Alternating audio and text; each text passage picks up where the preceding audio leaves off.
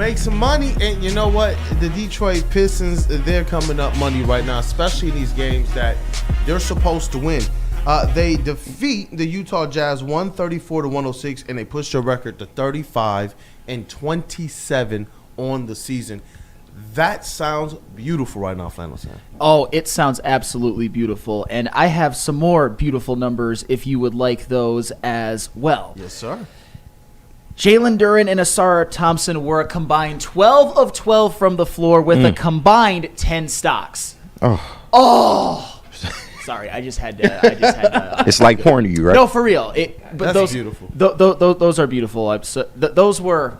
And when you just look at their numbers across the board, Jalen Duren with another double-double, 16 and 12 on 5 shots, by the way. Asar Thompson, 17, 6 and 5, 3 steals, 1 block, and also generated 12 more points through his assists, all 5 of them, for 29 generated points on 7 shots. So I got to glaze them for a second as well, because last night was really honestly the Cade, Asar, and Duren show, and you're seeing what all 3 of them look like when they're all three playing pretty much the best that they possibly can. So shout out to those 3 as a whole, and shout out to Duren and Asar for playing perfect. I'd say perfect. I would say perfect. Especially when you consider the two-way ability. Think about how many people get the credit for playing perfect when they just play marginally defense and pretty good on offense. These guys are going out there and they're doing their roles. They're doing their jobs. When you look at the fact that the Detroit Pistons are number 1 in points in the paint, their field goal percentage is like number 1 or number 2 in the league, and then you look at the fact that they're also one of the top teams as it relates to lob passes and finishes. They're one of the top teams with pick and roll assists. They're one of the top team with assists out to the perimeter for threes. You know, this team is just working so well cohesively, and they're taking the highest percentage shots. Everything's coming at the rim. They're one of your top teams in the league. They are the number 1 team in the league at dunks per game. So this is why you're going to see that points per game start to go up. And Cade Cunningham is one of your top players at points in the paint. Yes, These are some of the differences over even what we saw early in the season, and they have gotten better. It seems like JB Bickerstaff was like chiseling away the entire season. So at some point in time early, it looked a little bit ugly, especially when they started 0-4. But as they've continued to just be consistent with those principles and believe in where he was trying to take them, now you see this team both offensively and defensively as one of the top 5 teams. I mean, it'd be more appropriate since February 1st. Top 3, both offensively and defensively in the entire league from a defensive and offensive efficiency standpoint. That's insane. It is insane. And you mentioned it. When you watch the Pistons, it's staggering, at least since they've been winning at a high level. I'll just say since the calendar year 2025, and I've mentioned it before and I'll mention it again because it bears repeating. The amount of easy looks that they get and finish, it's unlike anything I've seen from the Pistons since probably going to work. I would say definitely going to work. I mean, even probably more than going to work, although they're not nearly the team at this point. But and that's Cade Cunningham, and that's transition. Cade gets so many easy looks for guys like Asar and Duren and whoever is there. Whoever's open for an easy look, Cade will find them. And in transition, we've talked about it, fast break points, steals, blocks. They've been on an absolute roll lately, defense to offense, and you've got multiple players that are absolute demons in transition, whether it's Asar, whether it's Cade, whether it's Duren, either running the break, which we've seen a couple of times, or just being that like floor running gazelle of a big man. It's beautiful to watch. And when you got all those easy buckets, plus you've got Malik Beasley draining threes at pretty much the highest rate in the NBA, that's a winning formula. You know what, man? Before we get KG on this, 58.6. Do you know what that number is? What is that? That is the average point scored in the paint by the Pistons across their last 17 games. That's that dates back to February 1st. That is second most in the NBA during that span. They have not been outscored in the paint, though, in any of their games during that stretch. That's crazy. Wow. Listen, they're beating their opponents down low by 14.5 points per game. Man, so beautiful. That's beautiful, and they've been shooting that's where they've gotten almost 50% of their points per game. And Cade Cunningham, top 10 in the league in points in the paint per game. He is 7th with 13.4 points, paint points. And per how game. long of a sample size is this again? 17 games. 17 since February games. 1st. Since February 1st. So How many times have they lost since then? Just a couple. I mean, they were 9-3 in the month of February, and then did they lose in? I don't think they lost in March yet. Hey, Nah. And one of those losses was when the Denver Nuggets basically played perfect. So when you play like that, when you don't get outscored, when you don't get outscored in the paint, when you're a demon team in transition, when you block shots, when you get steals, when your star is playing like he's playing, you almost can't lose. And this is the Detroit Pistons, man. Hey, you know what, KG, you upped it to what 51. I went Yes, sir. from And the 4 seed. I went from 30 and a playing spot to 46 and go nab that 4 seed, man. Yeah, look at our But jumps, man. you're feeling 51. Are you gonna go up from that total now? Oh, don't test me, because Are you know you I gonna do go it. up? You Come know on, I do. KG, You know I'm come a crash on. out. You know I do that shit. But nah, man, and kind of to your point in the first segment, normally when I watch the Pistons, I'm locked in for the whole game. But a couple minutes into the third quarter last night, I start doing chores around the house. I start editing a little bit, kind of on my Jared Goff shit. I know the Pistons finna be here. It was a late game. It's like if you watch that blowout, you might doze off. Yeah, it's just like we knew what to expect, and then they went out there and gave it to us, even in the absence of Isaiah Stewart, not being on the team, and a Tobias Harris as well. But the formula is they dominate in the paint. They did that last night. They dominated in the fast break. They did that last night. And it was an ass whooping because they only shot 26% from three? Yeah. Like, come on, man. They won by 28 points. This is a royal ass whooping, man. But it's just amazing. And I know you brought up the fact that, how does JB Bickerstaff keep these guys motivated? I don't think he has to at this point. I think they're young, they're hungry, they're keeping themselves motivated at this point. And it's just amazing to see, bro. Jalen Duren, he continues to go out there and be the X factor for this team, man. 4 blocks, 2 steals last night. His offense is taking an uptick this month. And he's really, I swear, I know Isaiah Stewart is still the leading shot blocker right now, but Jalen Duren is quickly going to change that, bro. He's becoming a problem. And then you add to that defenses have to worry about maybe him putting the ball on the floor a little bit more now. I think that's a part of his game that's kind of going unnoticed right now. But man, this Pistons team is amazing, man. I used to bring the videos onto this channel. Woodward Pistons knows, and I would put the practice videos where he's boom, boom, boom. You know what all the fans would say? Why is he practicing on that and he ain't got no post moves? I wonder if they were saying that last night. No. Because he from the 3-point line, like it was supposed to be, I think, a dribble handoff. Yeah. And it was just a busted play, and he just turned and looked at the rim. I'm like, all right. I know you can get probably a couple dribbles into the paint to be able to pass it back out to the guard. And then he just hit a little in and out right between the other defender and just dunked it. And it was just like, that's what we're doing now. And then there was the other play where Cade came down off the pick and roll, threw it over to Duren, and he just straight up, hey, I'm just dunking on everybody. And these are the things that when we go back to Andre Drummond, we're like, yo, just dunk everything. And that 1 year he had with Rasheed Wallace in the school of dunk everything was the most aggressive and motor that we've ever seen out of Andre Drummond.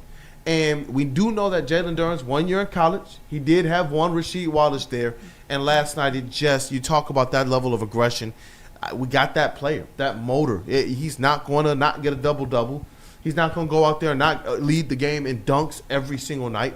And then when you look at what he's doing, he's getting these dunks on putbacks. He's getting these dunks off of just his own rim creation and his own offense creation. He's getting them off of pick and rolls, a lot of passes, everything. Yeah. And they can't stop him. And that's where you kind of salivate when you realize how young he still is and how much growth his offensive game, it can go to a whole nother level. And I said it yesterday. I think I'm going to stick by this. I think he's becoming the number 2 on this team, but just because of everything he can do on the floor, not only from an interior defensive standpoint, but if the offense catches up with the defense, oh my God, like he's going to be a problem in this league for a long time. And I think he already is. When you look at him, he's the perfect player that you want as that number 4. Generally, when you're talking about number 2, it's the order and who you're going to offensively. And that's where you like the development of guys like Asar and Jalen, because they're not out there like, give me mine, give me mine, give me mine, but they can still get there within the flow of the offense. That allows for the perfect assimilation of a guy like Jaden Ivey, who's not even saying give me mine, but you know you can depend on him to be a secondary ball handler and facilitator, and it won't take away from anybody else on the court. Look at Jaden Ivey's assists. those things were going up. He was trending towards career highs on this year. So I like the makeup of this team, and they can be realistically, whether you need them to be the number 2 or the number 3 or the number 4. All these young players are starting to really, really, really turn up 7-7-7, which is crazy. We were all sitting around like, well, we just need 1 or 2 to hit. Yeah, we love all of them. But what happens if Asar and Duren and Ivy all hit? You looking at a championship. Yeah. You looking at a championship, point blank. That's crazy, dog. And you still got Isaiah Stewart, who I believe he's outplaying his contract. Yeah. He is. Just being for real. Absolutely. He is. And I mentioned yesterday, just another quick little stat on Isaiah Stewart now that you mention him, how I said he was averaging 2.5 blocks per 36 minutes. He's also averaging a double-double per 36 minutes. Ooh, that's efficiency. Crazy. That's what you want from your back. Yes, he's averaging 10 and 10 per 36. He doesn't get a lot of minutes, but both of our bigs, who for years, Yeah. they couldn't find a way to get over that double-double mark. Both of them. Now both of them are at that 30. Duren's per 36 double-double numbers got to sound insane. Oh yeah, I haven't looked at his because he plays actually like big minutes. Yeah. But hey, I love the fact that if we're just while we're on the per 36 minutes talking point, which isn't a talking point, it's a real thing, and I love to see it. Yep. Ron Hollins look fantastic. So do Asar Thompson's, and so do Isaiah Stewart's. Those are all 3 guys who don't play heavy minutes, with Asar playing a little bit more than the other 2, but still, he was on a minutes restriction. That seems to be getting lifted, but the per 36 minutes stat tells a great story, I think, about guys like Holland, Isaiah Stewart, and Asar Thompson, and just how valuable they've been to this team and just how efficient they've been, at least with what they do best. Love to see it. You need players like that in order to win. It's insane, dog. Just looking at the fact that they had 24 stocks in that game. 24 stocks, and how many did the Jazz have? Dog. 8. That's insane. The Jazz had 8. 8? You want another crazy number? That's one third. Yes, 1/3. Speaking of 1/3, the Pistons had 38 fast break points. The Jazz had 11. Less than 1/3. Sorry, they dominated. Dog, they're bullying teams, man. Treat for 26% times from like behind the these. arc, like KG said, and it didn't matter. 55% in the paint. Everywhere else. Everywhere else. Goodness gracious, these Detroit Pistons, you want to see them continue this on because you want the mojo to be there. You want that kind of momentum and that chemistry to be there. And I don't see why it's going to slow down right now. Like KG said, you got a young, hungry team that has believed in themselves. I've continued to say they have not stopped working. Last year, when it was just kind of on them, Jalen Duren and Cade Cunningham went down to Texas and worked out for a couple seasons. So it's just like, you know what? I like where this team is at. And Jalen Duren, when he put it out there that, hey, look, we really F with each other. He was like, no, like, I'm for real. Well, we're like, all of us are looking like, you don't got to convince us. Like, we see it. Yeah. But he was like, no, we hang out at the gym. Like, we like each other there. We hang out off the court. Like we're really brothers. And that, to me, is what we heard a lot more, especially when Rasheed Wallace got here. And that going to work Pistons team. And it's like I try and go back to that formation of that squad because how do you capture that moment of something special while it's happening? Now, obviously, they got to go out there and prove it. But I think the real key thing that you talked about, KG, is the fact that they want this. Yeah, They and want this. it's so hard to get people to all buy into one message. We talked about it with the Lions and how they're able to get everybody on the same page. And you're seeing the same thing with the Pistons here because the type of veterans that they have, they're on the younger side, but they're bought in as well. You got your young players, they're developing, everybody wants to win here. Everybody is on the same page, and you can see that on the basketball floor. It's so hard to do in the NBA to get everybody on the same page. It's not easy to do, especially when you have star power involved. But I mean, for this team to be doing what they're doing right now, the sky's the limit, bro. The sky's the limit. I'm gonna just put this out there. I know they got cap space. I know that the assets are setting up nice for them. I am for re-signing their own guys now. Yeah. And to go out there and grab somebody that might be high profile. You can't, like, these types of makeups of these teams, man. It's just different. It's special. You can't break it Even up. Ivy, like, and I think they value so that. serious about that. Even Ivy, I don't know what the numbers look like for him. Duren is playing himself into a different stratosphere than where he started the season. You got to pay that man if he keep doing this. You got to pay that man. He's going to a different place, man. To a completely different place. Because what you see right now is All right, teams trap Cade. It don't matter anymore. It don't. Doesn't matter. They bull rushed him on the Duren drive from the 3-point line. So it's just like, pick your poison. You want Asar to do that to you next?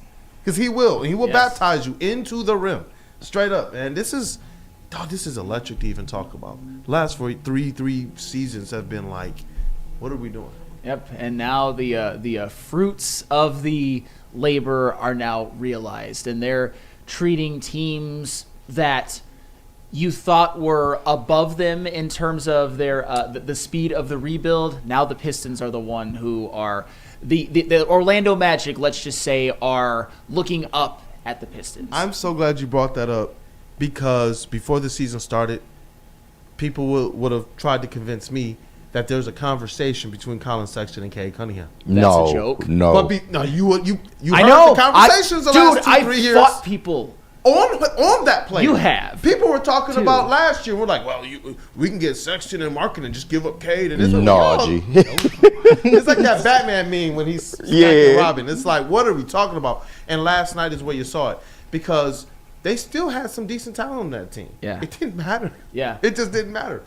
Speaking of narratives like that, now I'll get real petty. Talk your shit. Just while we're there, because and I get it, we're all on board now, we're all happy, but remember when we were there on the front lines fighting battles, bro. Remember when we were. Remember one of the talking points used to be, and for the record, I don't necessarily blame fans' frustrations, but it used to be like, why are the Rockets? Why are the Raptors? Why are the Magic? Why are the Kings? Why are the Cavs? Why are they winning so much? Or why are they winning and the Pistons, they're still at 14 wins? People would use that.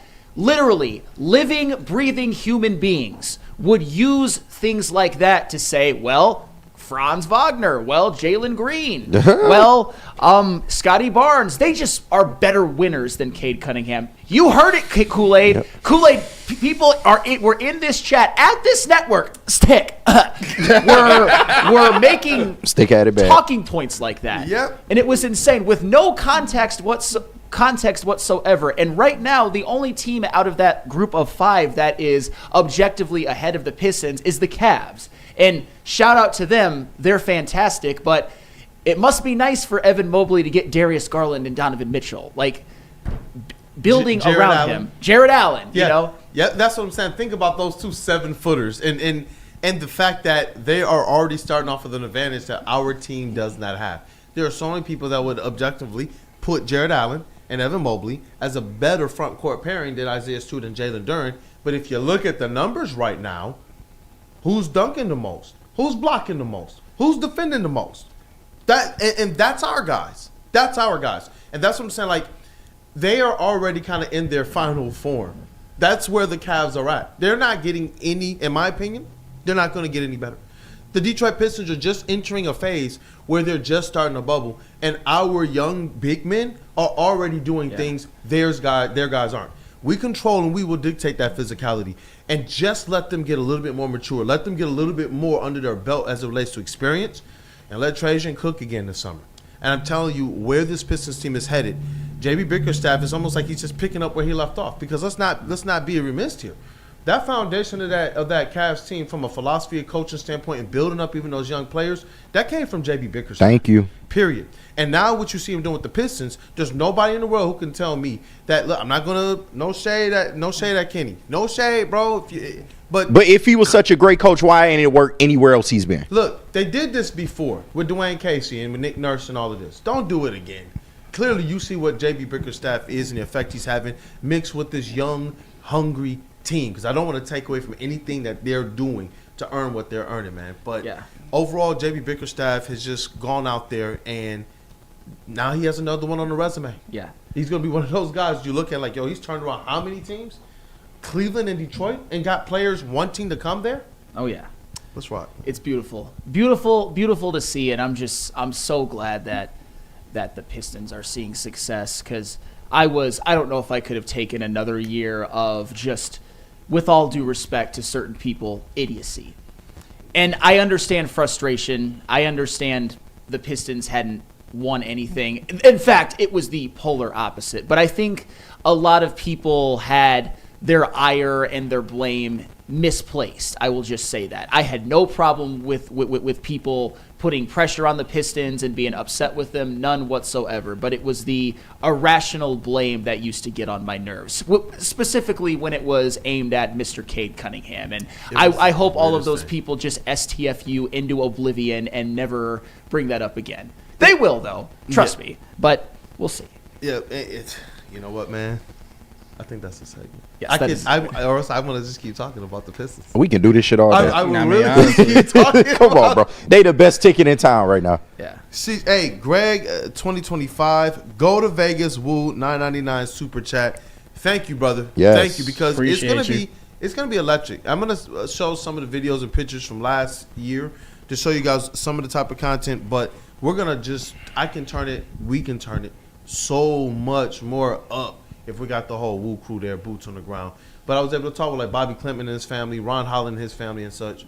And we get some really cool perspectives and be able to bring you guys that kind of boots on the ground look as well. Be able to go and ask questions, interact with different players, different coaches and such. I can't wait, because all of you guys are basketball heads. All of you guys are hoop heads. And in that environment, I'm telling you, you're going to see coaches down there like leading the charge for their teams, and then in line with you buying them those chicken tenders, and you're able to just sit there and say, hey man, like, you got a moment to talk hoops. And it's some of the most exhilarating stuff. And then some of the players, the up and comers, the guys that are trying to get their name heard, as well as the guys that we just drafted. Bobby Clinton will be there. I'm assuming Ron Holland will be there. That's something I want to actually cover.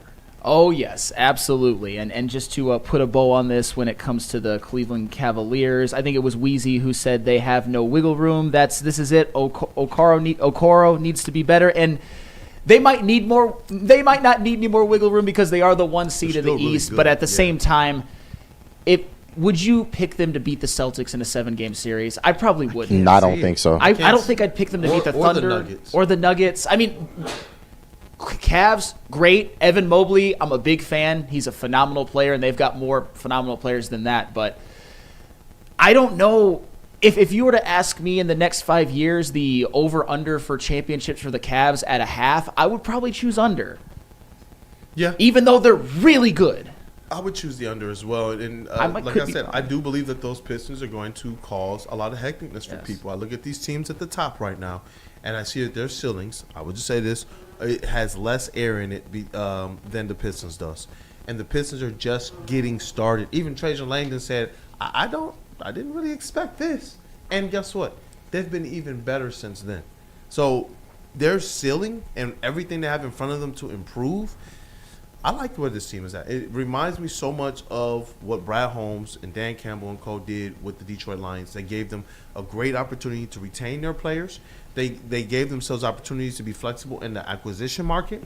They gave themselves the ability to go out there and play in the free agency.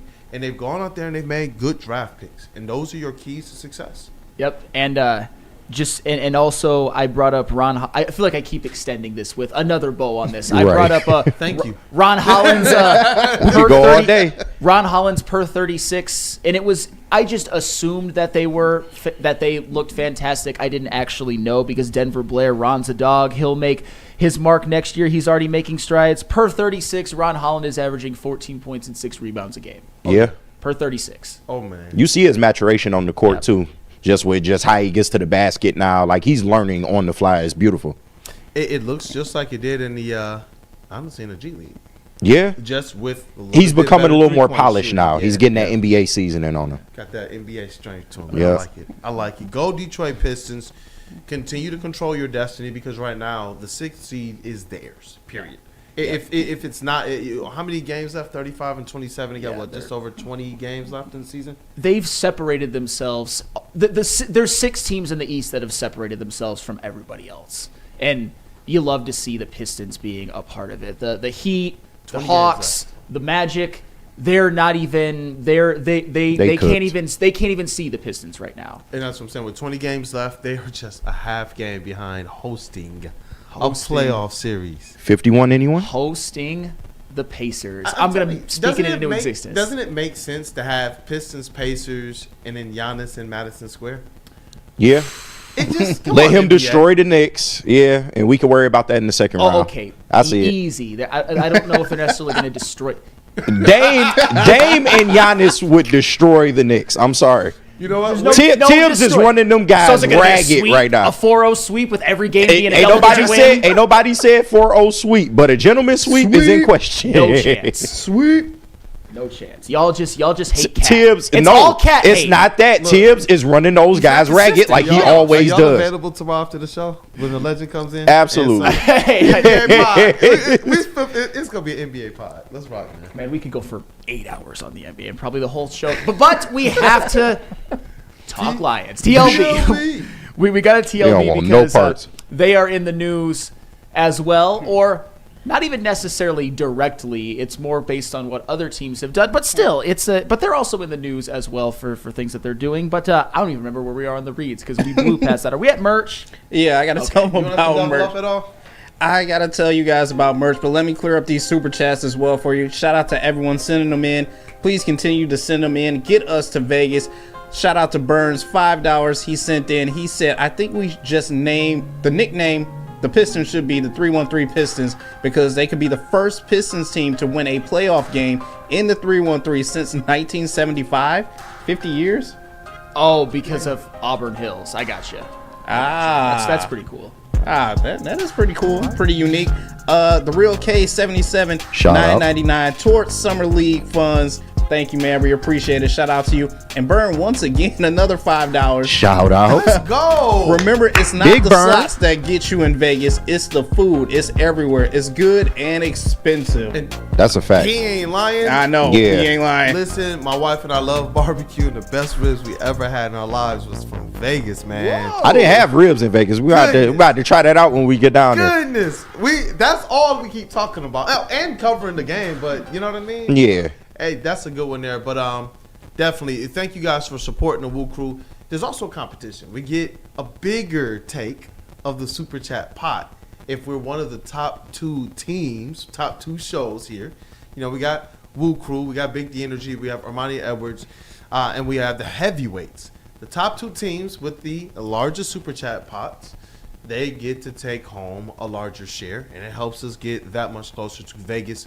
So I'm telling you guys, we appreciate you all for everything that you're doing to support not just us, but all of the shows as well. I know that everybody has a lot of different things that they're going to do to be able to incentivize our chat family. So thank you guys for all of the support. Appreciate you guys. Now let me tell you about some merch that we got.